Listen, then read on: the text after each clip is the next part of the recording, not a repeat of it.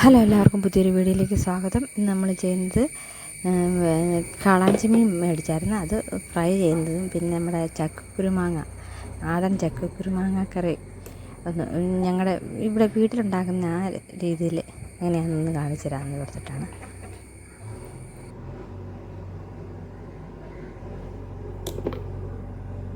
അപ്പോൾ ആദ്യമായിട്ട് നമുക്ക് മീനുള്ള അരപ്പെല്ലാം പുരട്ടി വെക്കാം. അരപ്പ് പുരട്ടി ഫ്രിഡ്ജ് വെക്കുമ്പോൾ നമ്മുടെ ചക്കക്കുരുമാങ്ങ കറി ആയി കഴിയുമ്പോഴത്തേക്ക് നമുക്ക് മീൻ വറുത്തെടുക്കാം. അപ്പോൾ അതിന് വേണ്ടി ആദ്യം നമ്മൾ അരപ്പിന് വേണ്ടിയിട്ട് ഇഞ്ചി, വെളുത്തുള്ളി, പച്ചമുളക്, കറിവേപ്പില, ചെറിയ ഉള്ളി ഇതെല്ലാം കൂടി ആദ്യം ഒന്ന് അരയ്ക്കുക. അതിന് ശേഷം അതിലേക്ക് 2 ടീസ്പൂൺ വിനാഗിരി ഒഴിക്കണം. പിന്നെ എരിവുള്ള മുളക് പൊടിയും കാശ്മീരി മുളക് പൊടിയും ആവശ്യത്തിന് ചേർക്കുക. മഞ്ഞൾപ്പൊടി കൂടി ചേർത്ത് നന്നായിട്ട് അരച്ചെടുത്ത് അതൊരു പാത്രത്തിലാക്കി അതിലേക്ക് ആവശ്യത്തിനുള്ള ഉപ്പും ചേർത്ത് നന്നായിട്ട് മിക്സ് ചെയ്യണം. എന്നിട്ട് നമുക്ക് മീനെല്ലാം കൂടെ പുരട്ടി വെക്കാം.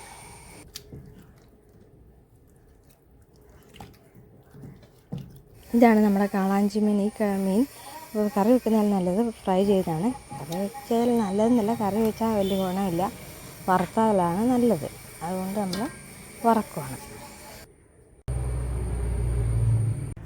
മീനെല്ലാം അരപ്പ് പുരട്ടി നന്നായിട്ട് അരപ്പ് പുരട്ടി വെച്ചു. ഇനി അതൊരു ബോക്സിലാക്കി നമുക്ക് ഫ്രിഡ്ജിൽ വെക്കാം. അരമണിക്കൂർ ഫ്രിഡ്ജിൽ ഇരിക്കട്ടെ. ആ നേരത്ത് നമുക്ക് ചക്കക്കുരു മാങ്ങയ്ക്ക് വേണ്ട തയ്യാറെടുപ്പ് നടത്താം. ചക്കക്കുരു എല്ലാം പൊളിച്ച് നുറുക്കിയെടുത്തിട്ടുണ്ട്. അത് നന്നായിട്ട് ഇനി കഴുകിയിടണം. അതിന് വേണ്ട തേങ്ങയും ചിരണ്ടി എടുത്ത് വെച്ചിട്ടുണ്ട്. ഞാൻ എല്ലാ സാധനങ്ങളുമാണ്. കറിവേപ്പില, തേങ്ങ, മഞ്ഞൾപ്പൊടി ഇട്ട് നമുക്ക് നന്നായിട്ട് അരച്ചെടുക്കണം. പിന്നെ എണ്ണ, കടുക്, പിന്നെ പച്ചമുളക്, മാങ്ങ, ഇത്രയാണ് നമ്മുടെ വേണ്ട. ആവശ്യത്തിനുള്ള വെള്ളവും. അപ്പോൾ നമ്മൾ കുക്കറിലേക്ക് കഴുകി ചക്കക്കുരു എല്ലാം കൂടി ഇടുന്നുണ്ട്. അതിലേക്ക് നമുക്ക് ആവശ്യത്തിനുള്ള മാങ്ങ ചേർക്കണം. ഞാനിവിടെ ഒരു ചെറിയ 2 മാങ്ങ എടുത്തിട്ടുണ്ട്. ഒരു മാങ്ങയ്ക്ക് പുളി കുറവായിരുന്നതിന് 2 മാങ്ങ എടുത്തിട്ടുണ്ട്. പിന്നെ ആവശ്യത്തിനുള്ള പച്ചമുളകും കൂടി ചേർക്കണം.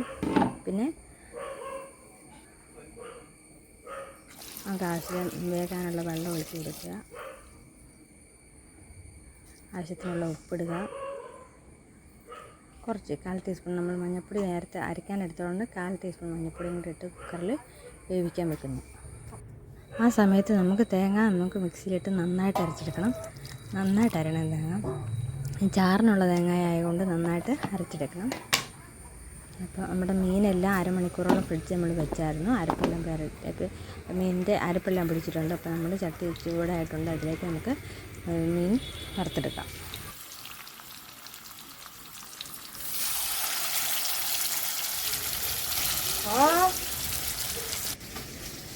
അപ്പോൾ അതിനിടയ്ക്ക് ഞാനൊരു ടിപ്പ് പറയാൻ വേണ്ടിയായിരുന്നു. നമ്മുടെ കറി ലീവ്സ് എല്ലാം കൂടെ നമ്മൾ കുറച്ച് കറി ലീവ്സ് നമ്മുടെ കറിവേപ്പിന് എടുത്ത് വെക്കുന്നത് നല്ലത്. അപ്പോൾ എപ്പോഴും എടുത്താൽ കറിവേപ്പിന് ഒരു ക്ഷീണം വരാതിരിക്കും. കുറച്ച് നമുക്ക് കൂടുതൽ എടുത്ത് വെക്കുകയാണെങ്കിൽ അതാണ് നല്ലത്. അപ്പോൾ അങ്ങനെ എടുത്ത് വെക്കുമ്പോൾ ഒരു സിപ്ലോ കവറിൽ കറിവേപ്പില ഇട്ട് വെക്കുകയാണെങ്കിൽ കുറേ ദിവസം കേടാകാതിരുന്നത്.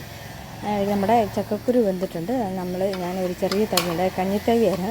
ആ തവി ഒടിഞ്ഞു, പക്ഷേ അത് നല്ലതാണ്. നമുക്ക് ഈ എല്ലാം ഉടയ്ക്കാനൊക്കെ നല്ലതാണ്. അതുകൊണ്ട് ഞാൻ ചക്കക്കുരു ഉടയ്ക്കാൻ വേണ്ടിയിട്ട് ആ തവി എടുത്ത് നന്നായിട്ട് അത് വെച്ച് ഉടച്ച് നമ്മുടെ അരച്ച തേങ്ങയുടെ അരപ്പും കൂടെ ചേർത്ത് നന്നായിട്ടൊന്ന് മിക്സ് ചെയ്യണം. എന്നിട്ട് നമുക്ക് ചെറുതായിട്ടൊന്ന് ചൂടാക്കണം. തിളയ്ക്കാൻ പാടില്ല, ചൂടാക്കണം. ഈ ചക്കക്കുരു അടുപ്പിലൊന്നുകൂടെ വെച്ച് നന്നായിട്ടൊന്ന് ചൂടാക്കിയിട്ട് നമുക്ക് ആവശ്യത്തിന് നല്ല കുറുകിയിരിക്കുന്നതുകൊണ്ട് നമുക്ക് ആവശ്യത്തിന് കുറച്ച് വെള്ളം കൂടെ ചേർത്തൊന്നുകൂടെ ലൂസാക്കിയെടുക്കാം.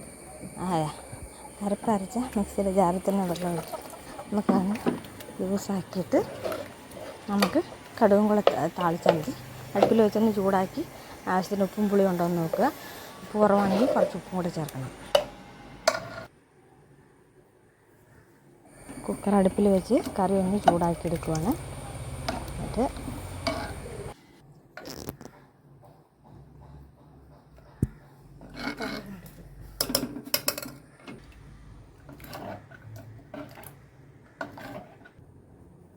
എണ്ണ ഒഴിച്ചു. നേരത്തെ പപ്പടം വറുത്തതാണ്.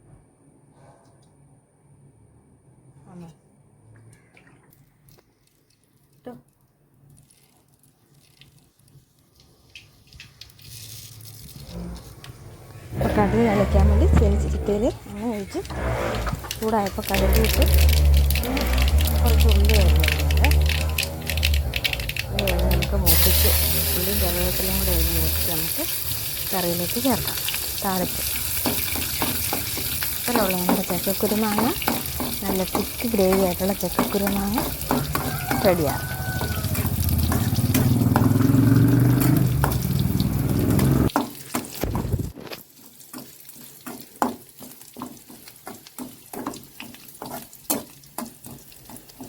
അപ്പോൾ എല്ലാവരും എൻ്റെ വീഡിയോ കാണാനും ലൈക്ക് ചെയ്യാനും ഷെയർ ചെയ്യാനും സബ്സ്ക്രൈബ് ചെയ്യാനും.